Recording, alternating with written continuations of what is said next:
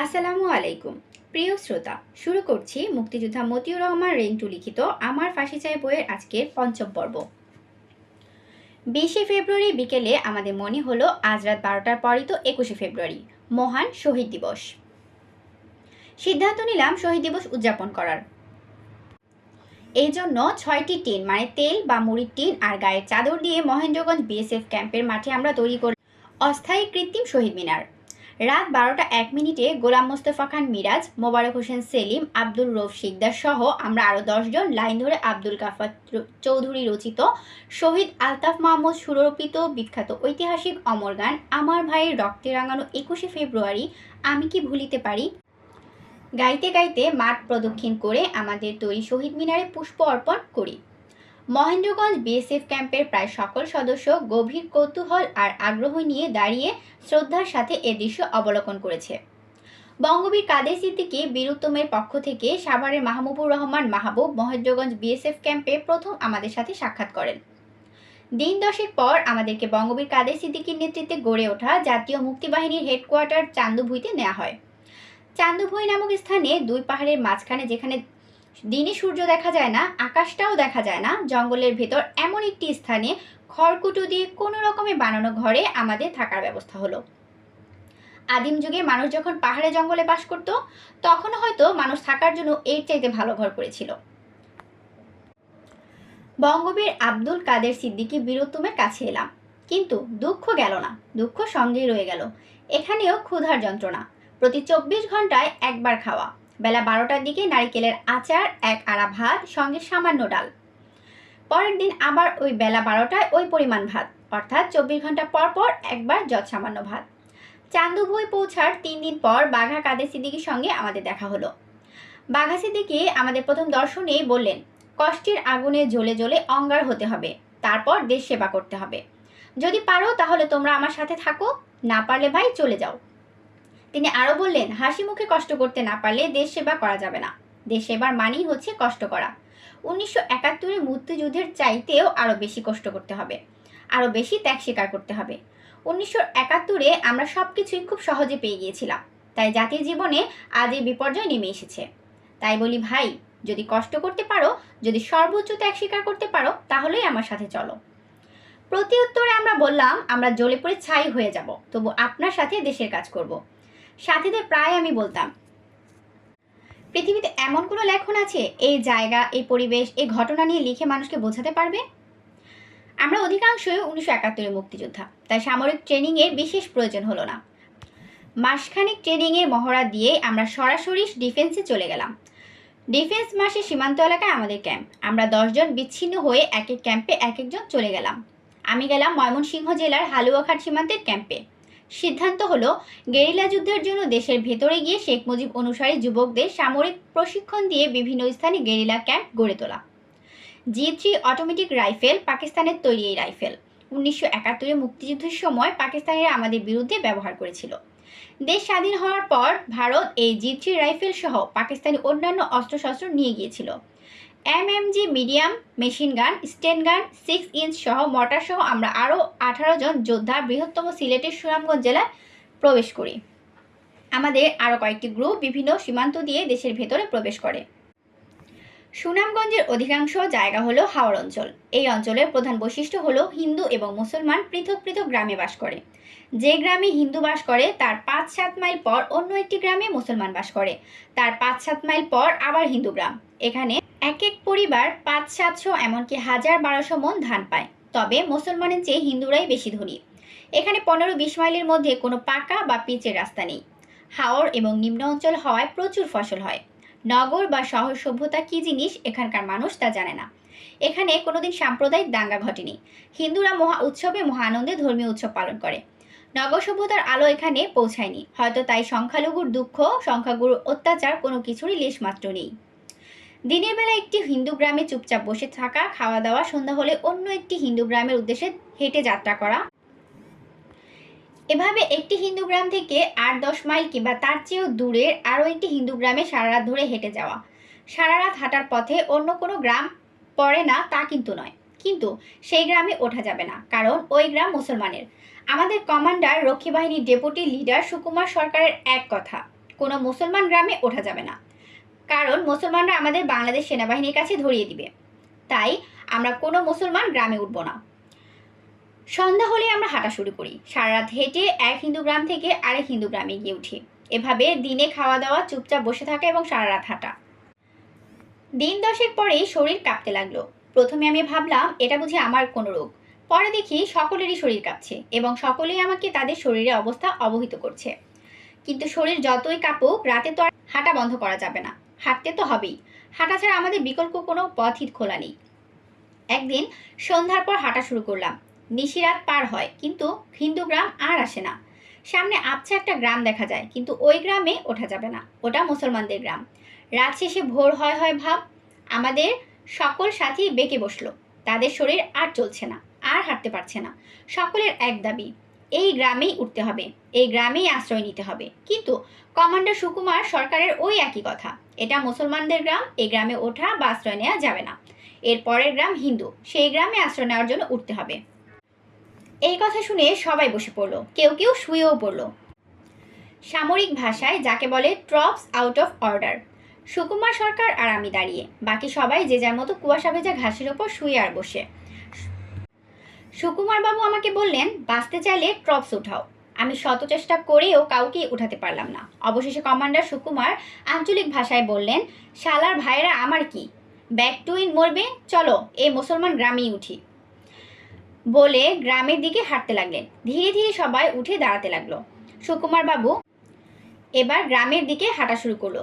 ধীরে ধীরে সবাই উঠে সুকুমার সাহেবের পেছনে হাঁটা শুরু করলো। মিনিট 15 মধ্যেই আমরা আশ্রয় নেওয়ার জন্য মুসলমান গ্রামে উঠে পড়লাম। মূল মাটি থেকে 15-20 ফিট উঁচু, 700-800 ফুট লম্বা, 100 ফুট চওড়া এবং 50-60টি ঘরের গ্রামে যে যেদিকে পারে ঢুকে পড়লো এবং যে যেখানে পারলো শুয়ে পড়লো। সারা গ্রামে ডাকাত ডাকাত বলে শোর পড়ে গেল। অবস্থা বেগতিক দেখে আমি চিৎকার করে বলতে লাগলাম, ভাই সব, আমরা ডাকাত নই, আপনাদের ভয়ের কোনো কারণ নেই, আমরা ডাকাতি করতে আসিনি, আপনারা হইচই বন্ধ করুন, আমরা ডাকাত নই। এক পর্যায়ে বাধ্য হয়ে বললাম, আপনারা চুপ না করলে আমরা আপনাদের গুলি করতে বাধ্য হব। বলেই G3 অটো রাইফেলটা তাক করলাম। কিছু লোক কথা এবং ভয়ে চুপ করলো। আমি গ্রামের পুরুষদের বললাম, আপনারা মসজিদে আসেন, ফজরের নামাজের পর আপনাদের সাথে আমাদের কথা আছে। এখানকার গ্রাম দেশের অন্যান্য গ্রামের মতো নয়। এই গ্রাম মূল মাটি থেকে 20-30 ফুট উঁচু, 5-7 হাজার ফুট লম্বা, 50 ফুট চওড়া করে মাটি ফেলে তার উপর পরিকল্পিতভাবে 2 সারিতে ঘর, এক কোনায় মসজিদ, পাঠশালা তৈরি করা। মসজিদে ফজর আজান শেষে নামাজ হলো। একজন যে কে কোন ঘরে শুয়ে পড়েছে তার কোনো হদিস নেই। একমাত্র আমি গ্রামের মানুষের ভিড়ে উপচে পড়া মসজিদের বারান্দায় অস্ত্র হাতে দাঁড়িয়ে বক্তৃতা করছি। ভাই সব, আমরা ডাকাত নই, আমরা যদি ডাকাত হতাম তাহলে এতক্ষণে আপনাদের জানমাল, ধন সম্পদ সব লুট করতাম। কিন্তু কই, আমরা তো আপনাদের কিছুই লুট করছি না, কারণ আমরা ডাকাত নই। আমরা হলাম জাতির জনক বঙ্গবন্ধু শেখ মুজিবুর রহমানের সৈনিক। আপনারা হয়তো জানেন না, জাতির পিতা বঙ্গবন্ধু শেখ মুজিবুরকে সপরিবারে নির্মমভাবে হত্যা করা হয়েছে। আর তাই ওই হত্যার প্রতিবাদে আমরা যুদ্ধ ঘোষণা করেছি। আমরা ডাকাত নই, আমরা শেখ মুজিবের সৈনিক। আমরা বাংলাদেশ সরকার ও বাংলাদেশ সেনাবাহিনীর বিরুদ্ধে যুদ্ধ করছি এবং এই যুদ্ধের প্রয়োজনেই আমরা আজ আপনাদের কাছে আশ্রয়ের জন্য এসেছি। আমরা আপনাদের সন্তান, আপনারা আমাদের পিতামাতার মতো। শুধু আজকের দিনের জন্য একটুখানি আশ্রয় আমরা আপনাদের কাছে চাই। আমার বক্তৃতা শুনে গ্রামের এক মহিলা বলল, ওমা, ডাকাত দেখি ভালো ভালো কথা বলে। তোতা পাখির মতো আরো কত কিছুই বোঝালাম। গ্রামবাসীও বুঝলো। আমি মসজিদের বারান্দায় অস্ত্রটা বুকের ভেতর জড়িয়ে ঘুমিয়ে পড়লাম। গ্রামবাসীর ডাকে আমার ঘুম ভাঙলো। গ্রামবাসী আমাকে ঘুম থেকে তুলে বলল, স্যার আসেন, আপনাদের জন্য খাওয়ার ব্যবস্থা করছি। আমি বললাম, আপনি যান, আমি আসছি। তিনি বললেন, না, আমার সাথেই যেতে হবে, আপনাদের জন্য আমরা খাসি জবাই করেছি। আমি ওনার সাথে যেতে থাকলাম। একটা ঘরে আমাকে আর আরও 3 জন সাথী সহ খাওয়াতে বসানো হলো। খেতে বসে দেখলাম সত্যি সত্যি খাসির মাংস দিয়ে ভাত খেতে দিয়েছে। মনে মনে নিজেই নিজের বক্তৃতার প্রশংসা করতে লাগলাম আর গর্ববোধ হতে লাগলো। আমার বক্তৃতার এমনই জাদু, আমি মানুষকে এমনভাবেই বোঝাতে পারি যে গ্রামের মানুষ খাসি জবাই দিয়ে আমাদের খাওয়াচ্ছে। বাহ, কি আমার যোগ্যতা! খাসির মাংস দিয়ে পুরো খাওয়া শেষ হলো। তারপর এলো দুধ। পেটে জায়গা না থাকায় দুধ ভাত খেতে অক্ষমতা জানালাম। কিন্তু জাতির পিতা বঙ্গবন্ধু শেখ মুজিবুর রহমানের ভক্ত গ্রামের মানুষরা নাছোড়বান্দা, দুধ ভাত খেতেই হবে। তাদের অনুনয়ের কাছে নতি স্বীকার করে দুধ ভাত খেতে বসলো। এক লোকমা দুধ ভাত তুলে যেই না মুখে দিতে গেলাম, অমনি আচমকা গুলি শুরু হলো। ঝাঁকে ঝাঁকে গুলি বাঁশের বেড়া ভেদ করে ঘরে ঢুকতে লাগলো। বা হাতে থাকা G3 রাইফেল নিয়ে মাটিতে লুটিয়ে পড়লাম। মুহূর্তের মধ্যেই পাল্টা গুলি করতে করতে ঘরের বাইরে বেরিয়ে এসে দেখলাম বাংলাদেশ সেনাবাহিনীর সৈন্যরা আমাদের 3 দিক থেকে ঘেরাও করে হামলা করছে। এতক্ষণে বুঝলাম জাতির জনক বঙ্গবন্ধু শেখ মুজিবুর রহমানের ভক্ত অনুরাগী সমর্থক সহজ সরল গ্রামের মানুষের খাসি জবাই করে ও দুধ ভাত খাওয়ানোর প্রকৃত রহস্য আসলে কি। 3-4 শত লোকের বাস এই গ্রামে। গ্রামে কোনো মহিলা নেই, শিশুও নেই, এমনকি পুরুষও নেই। রয়েছি শুধু আমরা আর আমাদের সামনে ডান দিকে এবং বাম দিকে এই 3 দিক ঘেরাও করা আর্মির সৈন্যরা। আমাদের পিছনে হাওর মানে কুল কিনারাবিহীন এক বিশাল জলাশয়। আমাদের তড়িৎ পাল্টা আক্রমণে প্রচণ্ড যুদ্ধ শুরু হয়েছে। ফজরের নামাজের পর গ্রামের মানুষদের আমাদের সম্পর্কে, জাতির পিতা বঙ্গবন্ধু শেখ মুজিবুর রহমান সম্পর্কে বিস্তারিত বোঝানোর পর আমরা যখন গভীর নিদ্রায় মগ্ন, তখন গ্রামের মানুষেরা বাংলাদেশ সেনাবাহিনী কর্নেল, পরবর্তীকালে DGDFI মেজর জেনারেল এবং রাষ্ট্রদূত chief of Baghdad general Mahmud Hasan নন যোগাযোগ করে এবং জেনারেল মাহমুদুল হাসানের পরিকল্পনা অনুযায়ী আমাদের খাওয়ানোর জন্য খাসি জবাই করে মাংস এবং দুধ ভাত খাওয়ানোর আয়োজন করা হয়। আমরা ঘুমে থাকতেই মুষ্টিমেয় কয়েকজন লোককে আমাদের খাওয়া দাওয়া করানোর জন্য রেখে বা গ্রামের বাকি সকল মহিলা, শিশু এবং পুরুষ সকলকেই অন্যত্র সরিয়ে নেওয়া হয়। হিসাবটা এরকম ছিল, আমরা খাসির মাংস আর দুধ ভাত খেতে ব্যস্ত থাকবো, আর মাহমুদুল হাসানের সৈন্যরা 3 দিক থেকে ঝটিকা আক্রমণ করে আমাদের জীবিত ধরে নিয়ে যাবে। আমাদের সঙ্গে থাকা অত্যাধুনিক সমরাস্ত্র সম্পর্কে মাহমুদুল হাসানের সঠিক ধারণা ছিল না।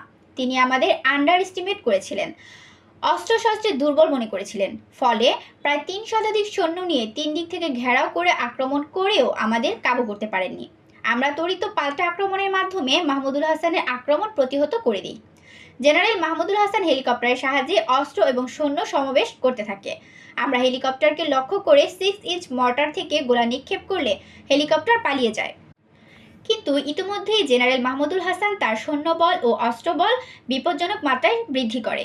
প্রচণ্ড গতিতে যুদ্ধ চলতে থাকে। বাংলাদেশ সেনাবাহিনীর লক্ষ্য আমাদের জীবিত কিংবা মৃত অবস্থায় পরাস্ত করা, আর আমাদের লক্ষ্য প্রাণে বাঁচা। যুদ্ধের কৌশলগত কারণে আমাদের অবস্থান ছিল অনেক সুবিধাজনক, কারণ আমরা ছিলাম গ্রামে অর্থাৎ উঁচু জায়গায়, আর সেনাবাহিনী ছিল ধান খেতে অর্থাৎ নিচু জায়গায়। যুদ্ধে আমাদের মিডিয়াম মেশিনগান চালক, উপজাতীয় গারো তরুণ আশু মারাক এবং তার অল্প বয়সী তরুণ সহকারী চালক দীনবন্ধু মারাক ফিল্মের নায়কের মতো অভূতপূর্ব সাহসিকতার সাথে 100 রাউন্ড গুলির এক চেইন বিশিষ্ট MMG মেশিনগান চালাতে থাকে। MMGর সামনে 2টি পা আছে। এই পা দুটি মাটিতে রেখে শুয়ে থেকে তারপর MMG চালাতে হয়। কিন্তু আশু মারাক এই রীতি বা প্রশিক্ষণের তোয়াক্কা না করে 100 রাউন্ড গুলির এক চেইন MMG হাতে নিয়ে দাঁড়িয়ে সিনেমার নায়কের মতো শত্রুকে ঘায়েল করতে লাগলো।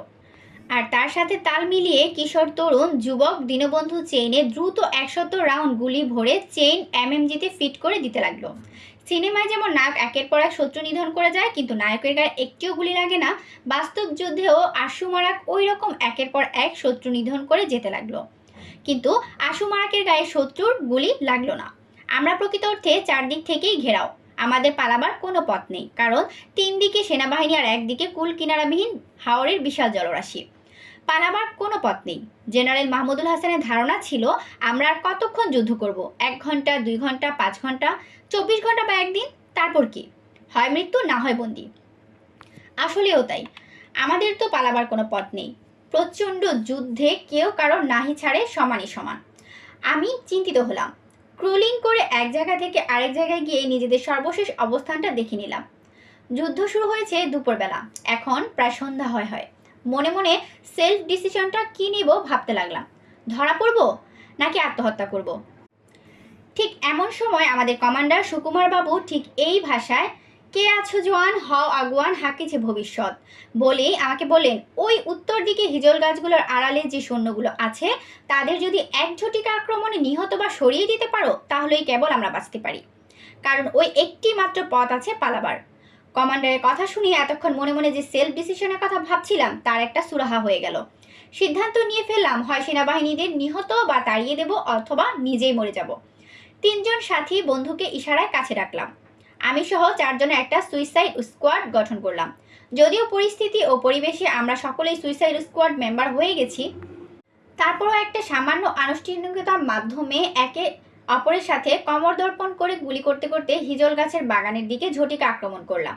নিজেদের গায়ে গুলি লাগতে পারে সেই পরোয়া করলাম না, শুধু আক্রমণ আর সামনের দিকে এগিয়ে যাওয়া। যুদ্ধের ধরন গেল পাল্টে। এতক্ষণ আমরা শুধু শত্রুর আক্রমণ প্রতিহত করতে আত্মরক্ষার্থে পাল্টা আক্রমণ করেছি। শত্রুর ঝাঁকে ঝাঁকে গুলি আমাদের দিকে আসছে, এতে আমাদের কোনোই ভ্রুক্ষেপ নেই। আমরা তো মরার জন্যেই এসেছি। মিনিট 15-এর মধ্যেই আমরা হিজল বাগান দখল করলাম। আর্মির হেলমেট, বুট এবং জায়গায় জায়গায় রক্ত দেখে অনুমান করলাম এখানে সেনাবাহিনী বেশ সদস্য হতাহত হয়েছে, যার ফলে হতাহত সৈন্যদের নিয়ে বাকি সৈন্যরা এই স্থান ত্যাগ করে অন্যত্র অবস্থান নিয়েছে। হিজল বাগান আমাদের পূর্ণ নিয়ন্ত্রণে। আমরা কমান্ডারের অপেক্ষায় রইলাম। সন্ধ্যা হয়ে অন্ধকার নেমে এলো, চারিদিকে ঘুটঘুটে অন্ধকার। যুদ্ধের তেজ কমে এলো। এখন এমনই একটা সময় যখন আকাশের চাঁদের ভগ্নাংশ উঠে রাত 10টা-11টায়। আকাশের চাঁদ ওঠার আগে এই অন্ধকারেই আমাদের পালিয়ে যেতে হবে। কতক্ষণ জানি না, তবে অনেকক্ষণ হলো আমাদের কমান্ডার এবং অন্য সাথীদের অপেক্ষায় আমরা বসে আছি। চাঁদ উঠলে আমাদের পালানো কঠিন হয়ে পড়বে। চাঁদের আলোয় আমাদের দেখলেই গুলি করে মাথার খুলি উড়িয়ে দিবে। পালাতে পারা তো দূরের কথা, চাঁদ উঠলেই আমাদের হয় পজিশনে থাকতে হবে, নইলে মারা যেতে হবে। এখনো কমান্ডার এলো না। আল্লাহর কাছে প্রার্থনা করছি, হে আল্লাহ, তুমি আজ মেঘে চাঁদ ঢেকে রাখো, নইলে আমরা যে মারা যাব। অনেকক্ষণ হয়ে গেল, আমাদের কমান্ডার ও অন্য সাথীরা এখনো এলো না। আবার সেলফ ডিসিশন নিলাম এবং সাথের 3 সাথীকে জানালাম আরও কিছুক্ষণ অপেক্ষা করব। এর মধ্যে কমান্ডার ও অন্য সাথীরা যদি না আসে তাহলে পালিয়ে যাব, কারণ আকাশে চাঁদ উঠে গেলে আর পালাতে পারবো না। পালাতে হলে চাঁদ ওঠার আগেই পালাতে হবে। এই হিজল বাগানের পরেই হচ্ছে ধান ক্ষেত। সেই ক্ষেতে বাংলাদেশ সেনাবাহিনীর সৈন্যরা পজিশনে আছে। আকাশে চাঁদ উঠে গেলে চাঁদের আলোয় হিজল বাগান থেকে ধান খেতে যাওয়া মাত্রই পজিশনে থাকা সৈন্যরা আমাদেরকে দেখতে পাবে, আর দেখা মাত্রই সৈন্যরা গুলি করে আমাদের ঝাঁঝরা করে দিবে। অতএব কিছুক্ষণের মধ্যেই পালিয়ে যেতে হবে। কিছুক্ষণ পরে বললাম, আমি এখন পালিয়ে যাব, তোমরা যদি যেতে চাও তাহলে আমার সঙ্গে যেতে পারো। 4 জন মিলে পালাতে লাগলাম। ঘুটঘুটে অন্ধকার, নিজেই নিজেকে দেখতে পাচ্ছি না। আমরা 4 জন একে অপর থেকে যাতে বিচ্ছিন্ন না হই সেই জন্য গায়ে গায়ে মিশে মিশে চলতে লাগলাম। হিজল বাগান থেকে ধান খেতে এসে পড়লাম। ধান খেতে কিছুক্ষণ চলার পর আমরা দাঁড়িয়ে পড়লাম। এত অন্ধকার যে আমরা কি সোজা হাঁটছি না জায়গায় ঘুরছি কিছুই বুঝতে পারছি না। তবে এইভাবে যে পালাতে পারবো না তা বেশ বুঝতে পারছি। হয়তো সারা রাত হেঁটে দেখা যাবে আমরা সেই এক জায়গাতেই আছি। সাথী 3 জন ঘাবড়ে গেল, সাথে আমিও। একজন জিজ্ঞেস করলো, এখন তাহলে উপায় কি? বললাম, দাঁড়িয়ে তো থাকা যাবে না, হাঁটতেই হবে, তাতে যা হয় হবে। তবে সকলেই খেয়াল রাখবে গ্রামের মানুষ যে পথে চলে সেই পথের ঘাস উঠে সাদা মাটির পথ তৈরি হয়। সেই পথ অন্ধকারেও আবছা দেখা যাবে। হাঁটতে থাকে সেই পথ পেলে একটা উপায় হয়ে যাবে। আমাদের এক সাথী বিমল বলল, দাঁড়ান, আমার পায়খানা পেয়েছে। আমরা দাঁড়ালাম। বিমল পায়খানা করতে বসেই বলল, পেয়েছি, পথ পেয়েছি। আমরা দেখলাম, হ্যাঁ, এই তো গ্রামের মানুষের পথ, পায়ে চলার পথ। বিমলের পায়খানা শেষে খুঁজে পাওয়া পথ ধীরে ধীরে হাঁটতে লাগলাম। মনে অনেক ভয় এই পথ না হারায়। সাথী নওশির আলী নসু বলল, দাঁড়ান, আমার শরীর কেমন যেন ভারী হয়ে যাচ্ছে। বললাম, ভারী হোক আর হালকা হোক, দাঁড়াবার সময় নেই বন্ধু। এর মধ্যেই দেখলাম একটা লোক ধান খেতে বসে বিড়ি বা সিগারেট খাচ্ছে। প্রতি টানে টানে ফুলকি দিয়ে স্পষ্ট আগুন দেখা যাচ্ছে। আমি নিশ্চিত হলাম এই লোক বেসামরিক লোক, মানে পাবলিক। কেননা কোনো সামরিক প্রশিক্ষণপ্রাপ্ত লোক এই সময় এই রাতে এই যুদ্ধ ময়দানে বিড়ি সিগারেট খেতে পারে না। সামরিক প্রশিক্ষণকালেই যুদ্ধ ময়দানে রাতের বেলায় বিড়ি বা সিগারেট খাওয়ার ভয়াবহ পরিণতি সম্পর্কে বিশেষ তামিল দেওয়া হয়। সাথী বন্ধুদের বললাম, এই লোককে ধরে গান পয়েন্টে নিয়ে পালাবার পথ বের করে নিতে হবে। এই লোককেই গান পয়েন্টে আমাদের সাথে পালাতে হবে। আপনারা বিড়ির আগুন লক্ষ্য করে ক্রুলিং করে ওই লোকের 2-3 হাত সামনে গিয়ে অবস্থান নেবেন। আমি ক্রুলিং করে পেছন দিক দিয়ে ওই লোককে গান পয়েন্ট করব, যাতে ওই লোক চিৎকার অথবা দৌড়ে পালাতে না পারে। আমাদের কোনো প্রকার শব্দ করা চলবে না, এটা মনে রেখে কাজ করতে হবে। আমরা ক্রুলিং করে যাওয়া শুরু করলাম। আমি ঠিক পেছন দিক দিয়ে ওই লোকের পিঠে হাত রেখে বললাম, ক্যাডা? লোকটি ঘাবড়ে গিয়ে বলল, আমি ধমকের সুরে বললাম, চুপ। এরপর ধীরে ধীরে ভদ্রলোককে জিজ্ঞেস করলাম, আপনার নাম কি? ভদ্রলোক বললেন, জিতেন হাজং। নামটি আমার চেনা চেনা লাগলো। তবুও জিথি রাইফেলের ব্যারেল পিঠে ঠেকিয়ে বললাম, আমাদের পথ দেখিয়ে নিয়ে চলুন, নইলে গুলি করে কিন্তু মেরে ফেলবো। আমরা কাদেরিয়া বাহিনীর লোক। সঙ্গে সঙ্গে ভদ্রলোক বলে, আপনাদের জন্যই তো আমি নৌকা নিয়ে বসে আছি। নৌকা? নৌকা কোথায়? ঘাটে। চলেন আগে ঘাটে যাই।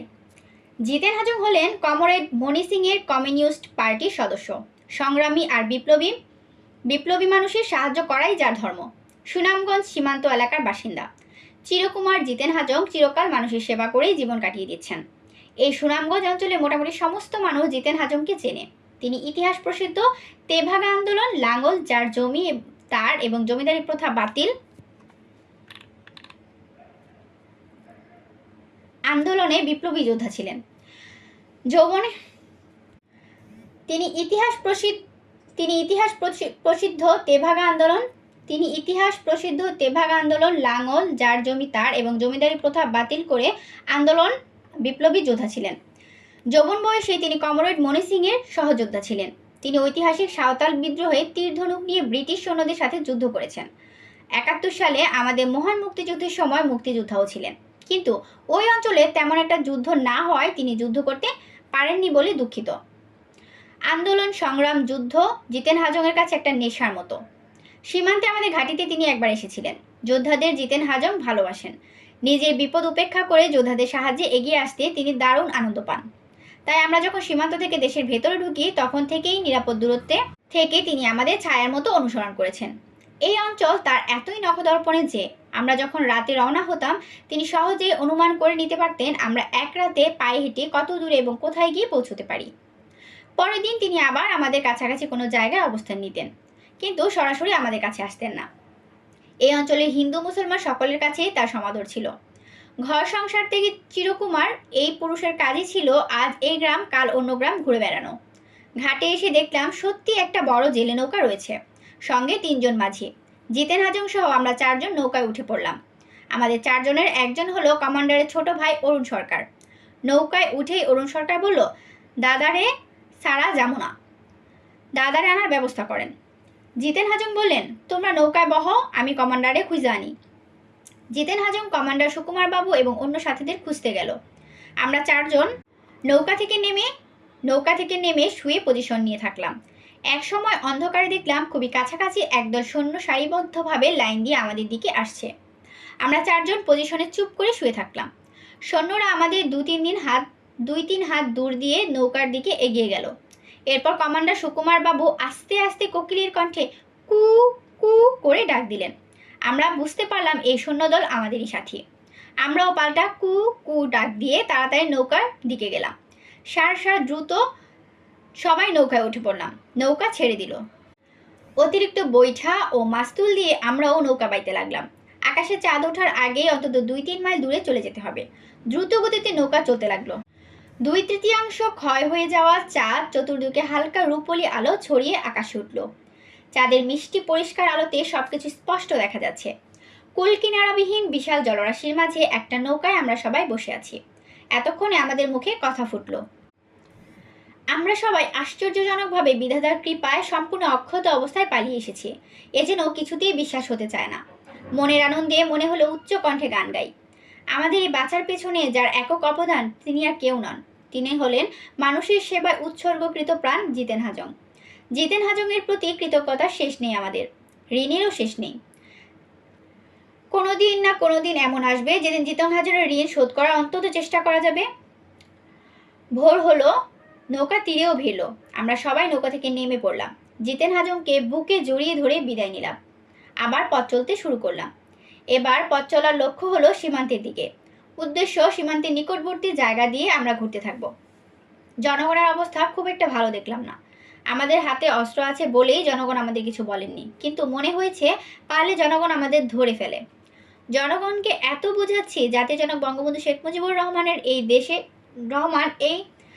জনগণকে এত বোঝাচ্ছি জাতির জনক বঙ্গবন্ধু শেখ মুজিবুর রহমান এই দেশের স্রষ্টা, তাকে অন্যায়ভাবে হত্যা করা হয়েছে ইত্যাদি ইত্যাদি। কিন্তু জনগণ গ্রহণই করছে না, কেবলই প্রত্যাখ্যান করছে। মনটা ভীষণ খারাপ। তাহলে কি শেখ মুজিবুর রহমানের জনপ্রিয়তা শূন্যের কোটার চেয়েও নিচে নেমে গেছে? জনগণ যদি আমাদের আশ্রয় না দেয় তাহলে আমরা গেরিলা যুদ্ধ করব কিভাবে? জনগণ আর গেরিলা যোদ্ধার সম্পর্ক হতে হবে পানি আর মাছের মতো। মাছ যেমন পানি ছাড়া বাঁচে না, গেরিলা যোদ্ধাও জনগণ ছাড়া বাঁচে না।